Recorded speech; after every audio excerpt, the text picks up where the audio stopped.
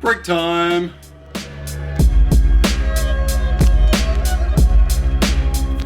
Alright, well I was either going to go with a hammer or a cup of tea for the brake pun. Anyway, good news, today we actually get to start making some decisions on this car. Up until now it's mainly been hunting down parts and then fitting them back on, working out what's missing and then just putting it back together. But now we can actually start to think about some upgrades as we look towards sorting the brakes out.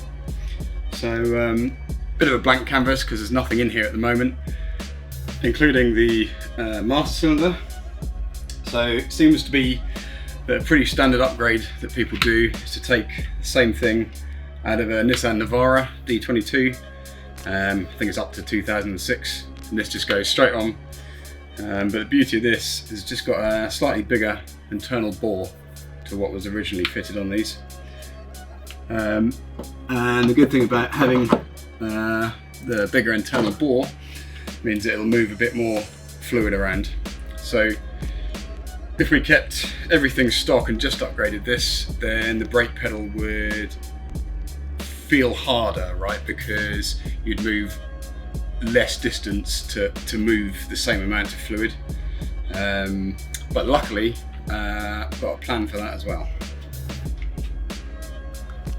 Okay, so we're going to use the extra volume that we get now from the brake pedal to power these, which are a pretty good eBay special. Some Wilwood calipers, probably Wilwood disc, I'm not entirely sure. Got these, you know, for a third of the price of what it's going to cost you to get them brand new. And I think when we've cleaned these up, they're going to look really, you know, really smart.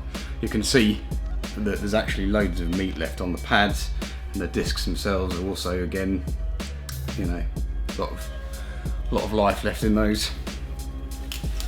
Another good thing about this set of brakes is that they're actually off another Pulsar, and they've come with the hub and the adapter bracket to get the calipers on.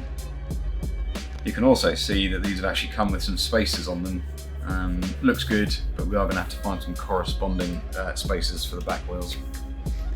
Kind of funny enough, I've already fitted the one to that side because I had to swap these two cars over. Had it in my mind I was going to build an inspection pit in the floor, and I got quite far with it, certainly far enough to clear out the garage and swap the cars over. Decided not to go down that route, but as I was pushing this one out to get it back onto this side, that wheel literally fell off. It was just like a little tiny washer holding the whole thing together, and I hadn't realised. So that fell off, and I thought, well, I've got this far, I might as well fit the brake. So that one's already on, just got this side to do.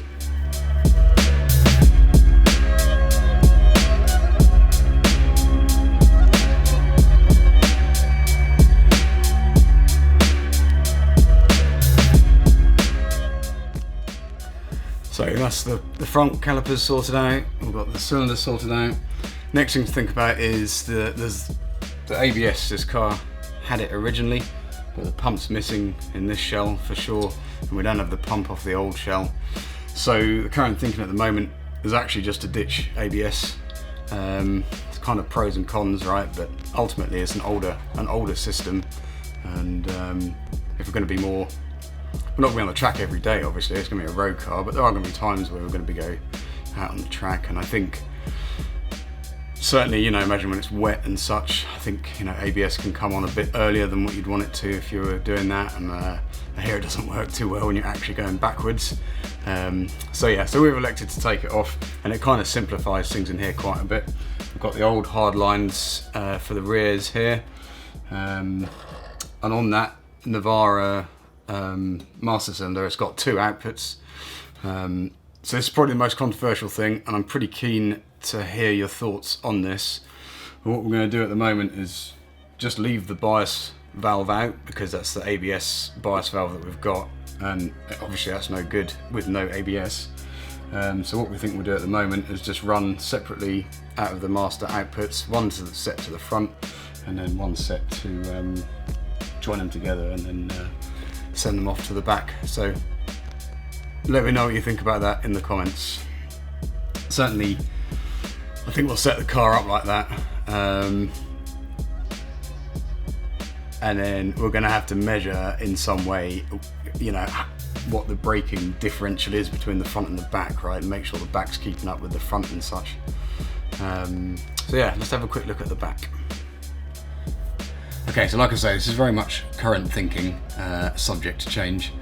But in the back, I thought we'd keep the same caliper setup and just get some more aggressive pads, more aggressive discs to offset the fact that we've upgraded the ones in the front massively.